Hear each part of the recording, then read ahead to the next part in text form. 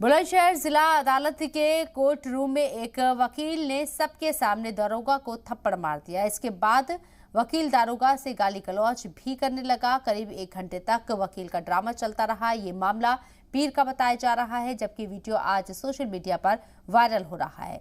Police कप्तान फिलहाल मामले में जांच कर कार्रवाई की बात कर रही है। पेशी के दौरान कोर्ट रूम में दारोगा और वकील के बीच में गाली गलौज और हाथापाई हुई। अरनिया थाने में तैनात मुतासिर दारोगा प्रमोद कुमार के साथ ये वाकया हुआ है। वहीं मुलजिम वकील आकाश भारद्वाज डिस्ट्रिक्ट बार से ताल्लुक रखता है। अब वाकये का वीडियो बनाकर सोशल मीडिया पर वायरल किया जा रहा है। मामला बुलंदशहर जिला अदालत के अहाते में वाकई कोर्ट रूम का बताया जा रहा है और इस वाकये पर बुलंदशहर के एसएसपी श्लोक कुमार ने बताया कि मामले का वीडियो सोशल मीडिया पर वायरल हो रहा है। एसपी सिटी को मामले की जांच कर कार्रवाई की हिदायत दी गई है।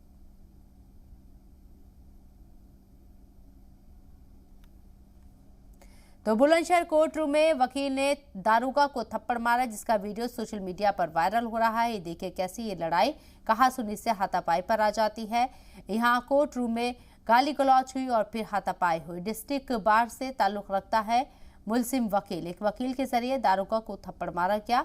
थप्पड़ की वीडियो आम हुई है सोशल मीडिया के ऊपर और जिस तरीके से ये वीडियो कल का बताया जा रहा है, लेकिन इसे पब्लिश आज किया गया, उसके बाद से तेजी के साथ वायरल हो रहा है। यूपी में कोर्ट रूम में किस तरीके से वकील ने दारोगा को थप्पड़ मारा है, ये तस्वीर देखिए।